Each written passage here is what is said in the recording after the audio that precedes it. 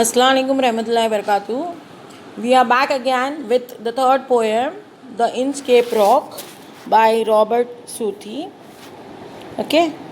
Now, Robert Southey was an English poet of the Romantic school and poet laureate from 1813 until his death.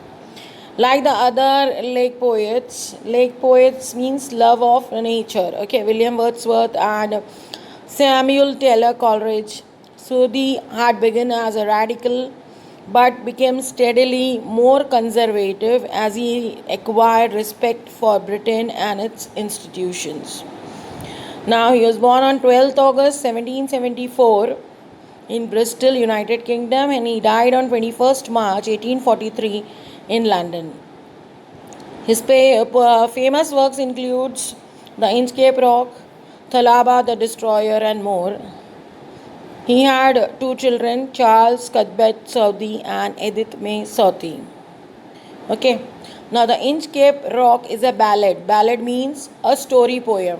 Ballad किसको कहेंगे हम? एक ऐसी poem, एक ऐसी नज़्म जिसमें पूरी कहानी जो है हमको पता चल जाए.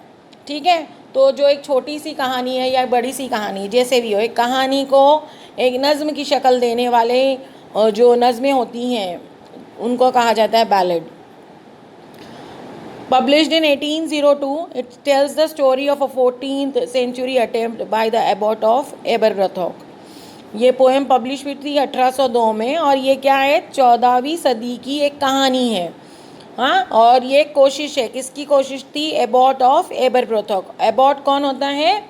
जैसे हमारे यहाँ होते हैं ना आलिम दीन, सब में ऊंचा जो मर्तबा जिनका होता है, वैसे ही क्रिश्चियन मिशनरीज़ में जो हेड प्रीस्ट होते हैं जैसे पोप है ना, वैसे जो हेड प्रीस्ट होते हैं उनको एबॉट कहा जाता है.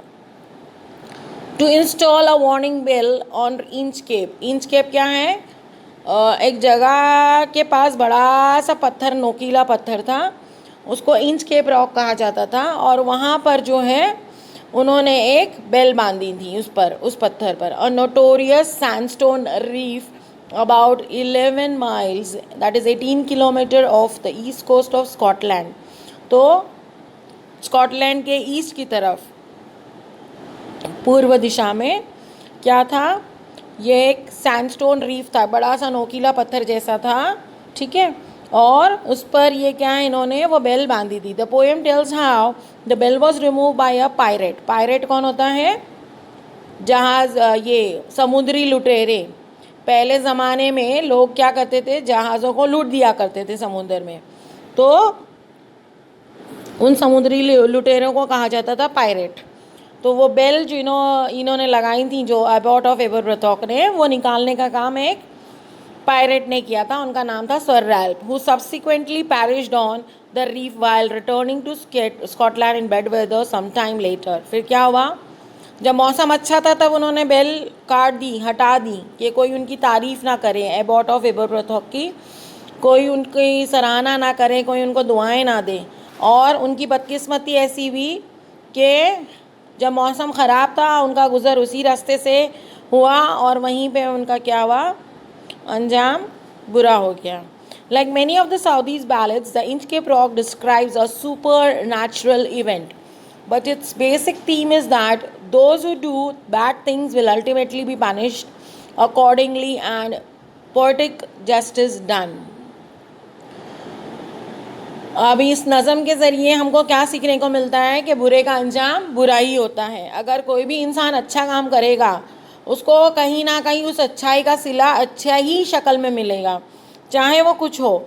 लेकिन अगर हम बुरा काम करते हैं तो बुराई का हमको क्या है, अंजाम बुरा ही मिलेगा. वो कहते ना, as you sow so you shall reap. जैसा बोओगे वैसा पाओगे. अच्छा काम करोगे तो अच्छा होगा और बुरा काम करोगे तो आपको बुराई आपके मुकद्दर में मिलेगी आगे जाकर आपके आमालों की वजह से. ठीक है. According to legend the rock is called Bell Rock. उस पत्थर को क्या कहा जाता था? बेल रॉक कहा जाता था. बेल रॉक कब से कहने लगे? जब से एबॉट ऑफ एबरब्रोथॉक ने उस पत्थर पर बेल बांधी थी. To install a warning bell on it, the bell lasted only 1 year before it was stolen by a Dutch pirate. This story is immortalize. Immortal मतलब, मॉर्टल मतलब जो मर जाएगा, जो मर जाने वाली चीज़ होती हैं उसको बोलते हैं मॉर्टल. ठीक है.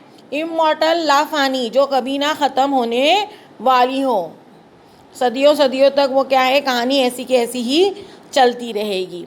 इन the Inchcape rock, a poem by the 19th century poet Robert Southey, the rock was the scene of many shipwrecks as it lies just below the surface of the sea for all but a few hours at low tide.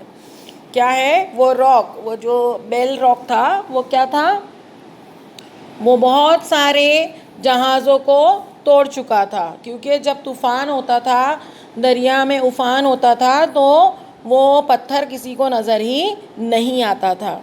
ठीक है. The poem consist of 17 quatrains written in rhyming couplets. Rhyming couplets मतलब, couple क्या होता है, दो की जोड़ी, तो इसमें 17 ये है क्वार्टरीन्स. क्वार्टरीन्स मतलब 4 लाइन के पैराग्राफ्स, जिनको क्या है, दो दो क्या है, राइमिंग कपलेट्स के फॉर्म में लिखा गया है. It begins by describing how the bell installed by the abbot was attached to a buoy, so it only rang when in the Inchcape Rock was under water and the buoy was floating. ठीक है. अभी boy क्या होती है वो भी हमने photo दिया है आगे, और वो इसमें क्या बताया गया है कि वो बेल कैसे बजती थी जब पानी में तूफ़ान आता था, और पानी में जब जोश से पानी बहता है, हाई टाइड जिसको हम बोलते हैं, तब वो बेल क्या है, पानी के बहाव की वजह से बजती थी, और लोगों को पता चलता था कि पत्थर यहाँ पर मौजूद है. ठीक है. We'll start with the poem. No stir in the air, no stir in the sea. The ship was as still as she could be.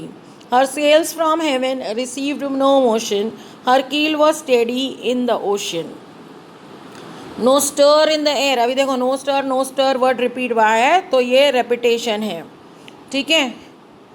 Stir का एस और सी का एस, ये अल्फ़ाबेट रिपीट हुए हैं, तो ये अलिट्रेशन भी है. The ship was as still as she could be. Simile है. Stillness of the ship is compared to a motionless object. मतलब क्या है, हवा में कोई भी ज़ोरदार हरारत नहीं थी, महसूस ही नहीं हो रहा था कि हवा चल रही है, और जहाज़ भी बिल्कुल एक जगह पे मानो खड़ा था. सेल पता है वो कपड़ा जो लगा हुआ रहता है जिसकी वजह से जहाज़ों को सिमत मिलता है, तो वो सेल होता है. और कील क्या है, लकड़ी का या मेटल का लंबा सा टुकड़ा जो जहाज़ के नीचे रखते हैं, लगाया जाता है ताकि क्या, जहाज़ को दिशा या एक जगह पे रोका जाए, वो इधर उधर लुढ़के नहीं. ठीक है.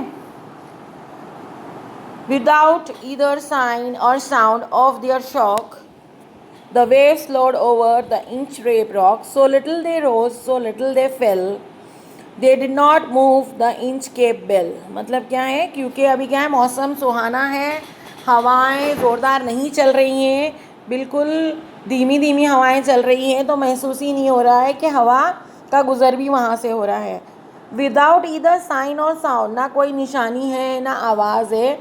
ऑफ देयर शॉक, कोई भी मतलब हमको बुरी बात लगने वाली है, शॉकिंग लगने वाली कोई बात नज़र नहीं आती. क्यों, मतलब दरिया में तूफ़ान नहीं है. द वेव्स फ्लोड, वेव्स मतलब पानी की लहरें, फ्लोड मतलब बहना, ओवर द इंचकेप रॉक. ठीक है. सो लिटिल दे रोज, बहुत कम उठी और बहुत कम वो गिरी. They did not move the Inchcape bell, इतनी धीमे कि वो क्या है, इंचकेप बेल को नहीं रोक पाई, सॉरी हिला पाई.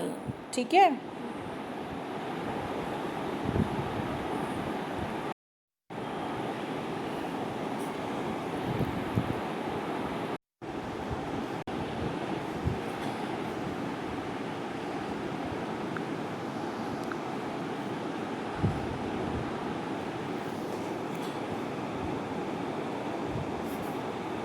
Okay.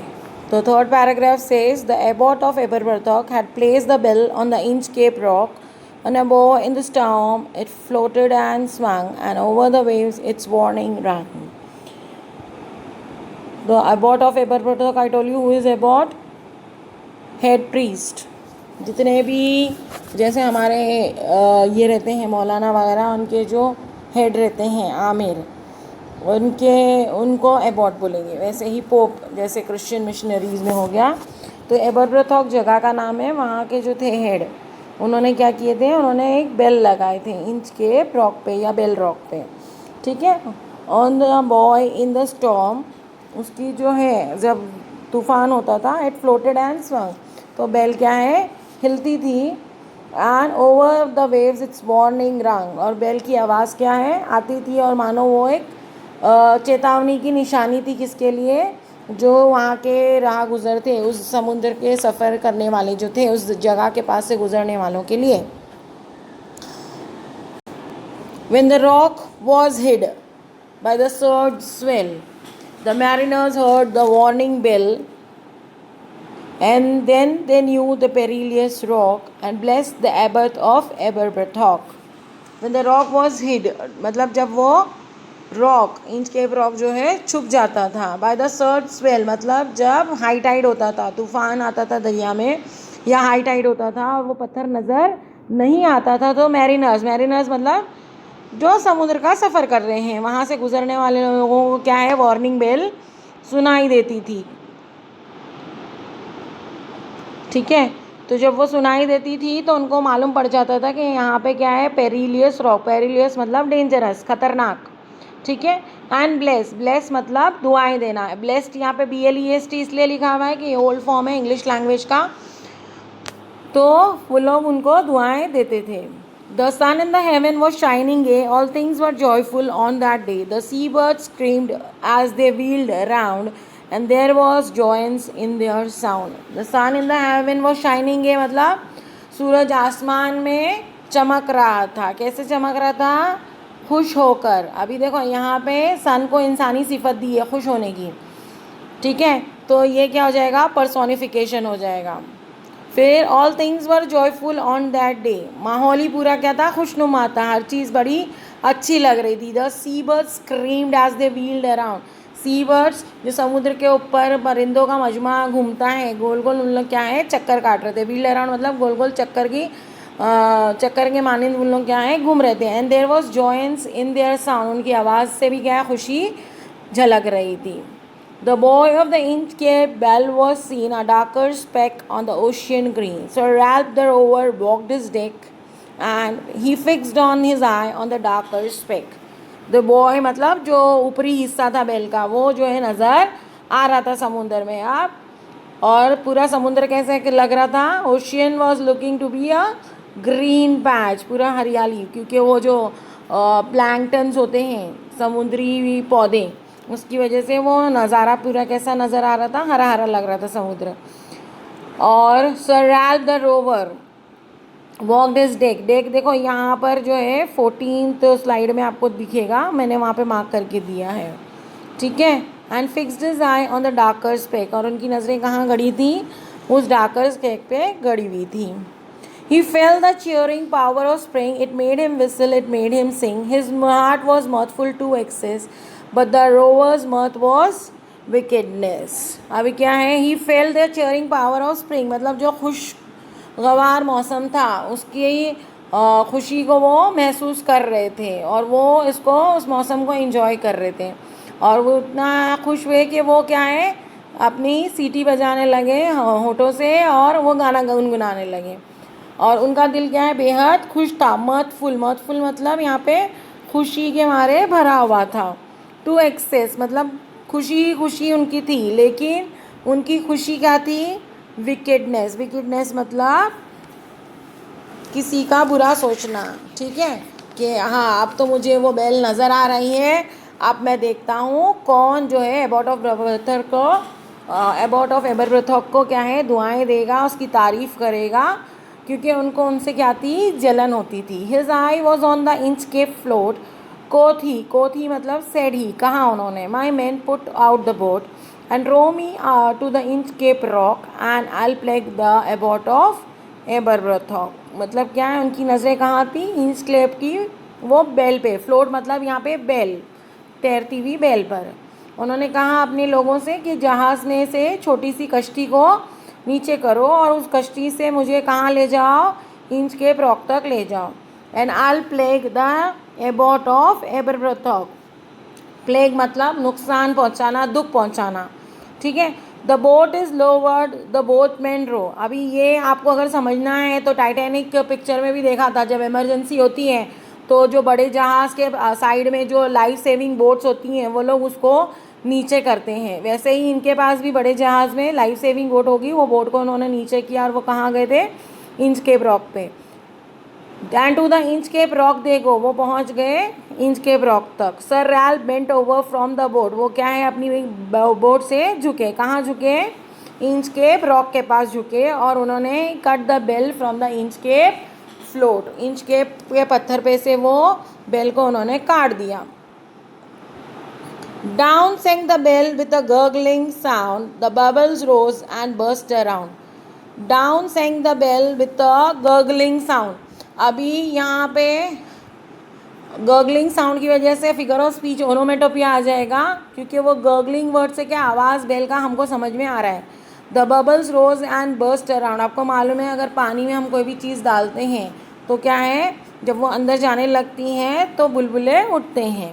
कोट सर रेल्फ, कोल मतलब कहाँ उन्होंने, said the next to comes to the rock, अब जो भी कोई इस पत्थर के पास आएगा, won't bless the abbot of Aberbrothok, अब कोई भी उनको दुआएं नहीं देगा। Sir Ralph the rovers sailed away, वहाँ से वो क्या है, चले गए। ही स्कोर्ड द स्कीज फॉर मेनी अ डेज, और पूरे समुद्र का सफ़र वो करते रहे। And now grown rich with plundered store, अभी क्या है वो बहुत ज़्यादा अमीर हो चुके थे। प्लंडर्ड मतलब लूट का माल, ठीक है। उन्होंने बहुत ज़्यादा जहाज़ों को लूट लूट के ख़जाना जमा करके बहुत ज़्यादा अमीर हो गए थे। He stores his course for the Scotland shore, अब उनका वापस से क्या हो रहा था, किनारे पे आना था। कहाँ के किनारे पे आना था, स्कॉटलैंड के किनारे पे आना था। So thick a haze o'er spreads the sky, they can not see the sun on high, the wind had blown a gale all day, at evening it had died away. So thick a haze o'er spread the sky मतलब बहुत ही घने बादल आसमान में आके क्या है, मानो अपने आप को फैला चुके थे। अब उन लोगों को सूरज बिल्कुल नज़र नहीं आ रहा था। They can not see the sun on the high, मतलब हाई मतलब स्काई में, हाई आसमान में, ठीक है। Wind had blown a gale all day, a gale मतलब जो दिन भर मौसम कैसा था, खुशनुमा था। At evening it had died away, अब क्या हवा भी क्या है, बहना रुक चुकी थी। On the deck the rover takes his stand, so dark it is they see no land. अब रोवर जो है वो वापस आके डेक पे आके खड़े हो गए हैं और वो लोग जो है बोल रहे हैं कि हमको यहाँ से कोई भी क्या है, ज़मीन का या किनारा नज़र नहीं आ रहा। Quote sir Ralph, it will be lighter soon for there is a dawn of rising moon. Sir Ralph ने कहा क्या, यहाँ पे थोड़ा टाइपिंग मिस्टेक है, राइजिंग की स्पेलिंग गलत है बच्चों, RISING आएगा, वो डबल एस ज़बरदस्ती आ गया, मतलब गलती से आ गया, ठीक है। उन्होंने क्या कहा, अभी देखो रोशनी आती ही होगी क्योंकि अभी क्या है, चांद आसमान में आ जाएगा। कान स्टीयर सेड वन, कान स्टीयर, कान यहाँ पे से old form of English language है, हमको कुछ भी यह सुनाई नहीं दे रहा। The breakers roar for methinks, methinks मतलब आई थिंक, मैं सोच रहा हूँ।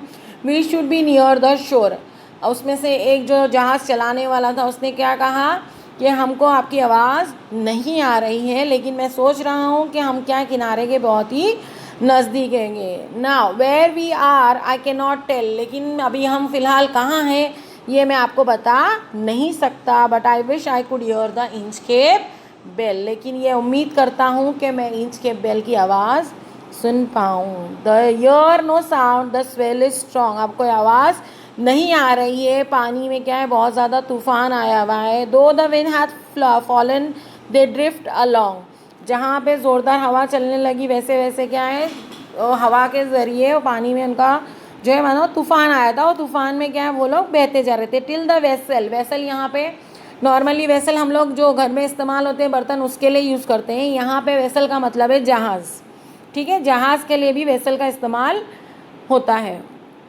Strikes with a shivering shock, क्या हुआ, जहाज़ जाके टकराया और सब क्या है कांप उठे। ओ क्रिस,